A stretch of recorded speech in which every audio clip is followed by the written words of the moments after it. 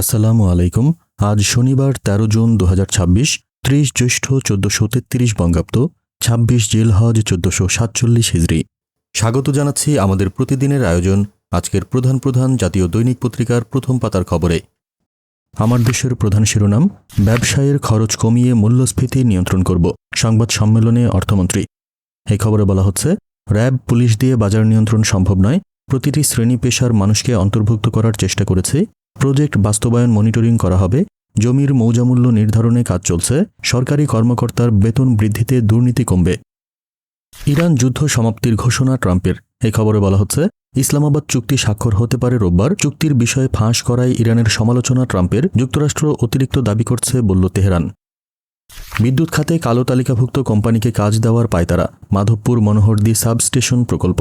এই খবরে বলা হচ্ছে, পিজিসিবির এক শ্রেণীর উচ্চপদস্থ অসাধু কর্মকর্তা ও প্রকৌশলীর সিন্ডিকেট কালো তালিকাভুক্ত প্রতিষ্ঠানকে নরসিংদীর মাধবপুর মনোহরদী সাবস্টেশন স্থাপন প্রকল্পের আন্তর্জাতিক দরপত্রের কাজ পাইয়ে দিতে মরিয়া হয়ে উঠেছে। বিশ্বের প্রথম ট্রিলিয়নিয়ার ইলন মাস্ক।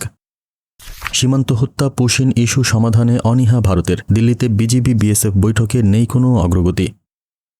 দৈনিক ইত্তেফাকের প্রধান শিরোনাম, বাজেট অন্তর্ভুক্তিমূলক, জনগণের প্রত্যাশার প্রতিফলন ঘটেছে, সংবাদ সম্মেলনে অর্থমন্ত্রী। এই খবরে বলা হচ্ছে, সরকারি কর্মকর্তা কর্মচারীদের বেতন বৃদ্ধি হলে দুর্নীতি কমার প্রত্যাশা, ব্যাংক ঋণের ওপর নির্ভরতা কমাতে চায় সরকার, কালো টাকা সাদা করার সুযোগ নেই, ভুল বোঝাবুঝি হয়েছে বলেছে এনবিআর চেয়ারম্যান, একটি মহল ইসলামী ব্যাংকে অস্থির করার প্রচেষ্টা চালাচ্ছে বলেছেন গভর্নর। প্রধানমন্ত্রী আজ কক্সবাজার সফরে যাচ্ছেন। বাজেটের মূল চ্যালেঞ্জ হচ্ছে বাস্তবায়ন সক্ষমতা বলেছে সিডিপি। এই খবরে বলা হচ্ছে, অর্থনীতির ভিত্তি আরও শক্তিশালী করার তাগিদ, নীতি সহায়তার পাশাপাশি প্রয়োজন অবকাঠামোগত সক্ষমতা। ব্রাজিলের বিশ্বকাপ শুরু আগামীকাল ভোরে। নতুন সরকারের সঙ্গে ভারতের সম্পর্ক আরও গভীর হবে, নতুন ভারতীয় হাইকমিশনার দীনেশ ত্রিবেদীর আশা প্রকাশ। বাজেটে ছাড়, বাজারে স্বস্তির অপেক্ষায় ভোক্তা। এই খবরে বলা হচ্ছে, আগামী বাজেটে চাল, ডাল, পেঁয়াজ সহ ৬০ পণ্যে উচ্চকর কমানোর ঘোষণা, খুচরা বাজারে এখনও পড়েনি প্রভাব। নয়াদিগন্তের প্রধান শিরোনাম, অর্থনীতি ঘুরে দাঁড়াতে ৪-৫ বছর লাগবে, বাজেটোত্তর সংবাদ সম্মেলনে অর্থমন্ত্রী। সৌরবিদ্যুৎ ও খাদ্যশিল্পে দীর্ঘমেয়াদী কর ছাড়, দাতব্য প্রতিষ্ঠানে উৎসাহমূলক সুবিধা, আয়কর খাতে বড় সংস্কার। পুশিন সীমান্ত হত্যা সহ ১১ বিষয়ে আলোচনা, বিজিবি বিএসএফ যৌথ বিবৃতি। রাজনীতি যখন কেন্দ্রীয় ব্যাংকে গ্রাস করে, অর্থনীতি তখন রাজনৈতিক বিপর্যয়ের কারণ হয়। কাল জেনেভায় স্বাক্ষর হতে পারে ইরান যুক্তরাষ্ট্র শান্তি চুক্তি, লেবাননের যুদ্ধকেও চুক্তিতে রাখার দাবিতে অনড় তেহরান।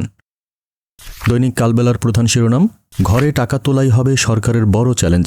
এ খবরে বলা হচ্ছে, ঢাকা চেম্বারের সাবেক সভাপতি রিদওয়ান রহমান বলেন, উচ্চ মূল্যস্ফীতি নিয়ন্ত্রণের যে লক্ষ্য নিয়েছে সরকার, তা পূরণ করাও চ্যালেঞ্জের মধ্যে পড়বে। টেকসই অর্থনীতির জন্য বিনিয়োগ বাড়ানোর তাগিদ অর্থমন্ত্রীর, বাজেট পরবর্তী সংবাদ সম্মেলন। এ খবরে বলা হচ্ছে, সরকারি চাকরিজীবীদের বেতন বাড়লে দুর্নীতি কমবে, বাজেট সব নাগরিকের দলীয় লোকের নয়, সৃজনশীল অর্থনীতির মাধ্যমে বাড়বে পর্যটনের সুযোগ।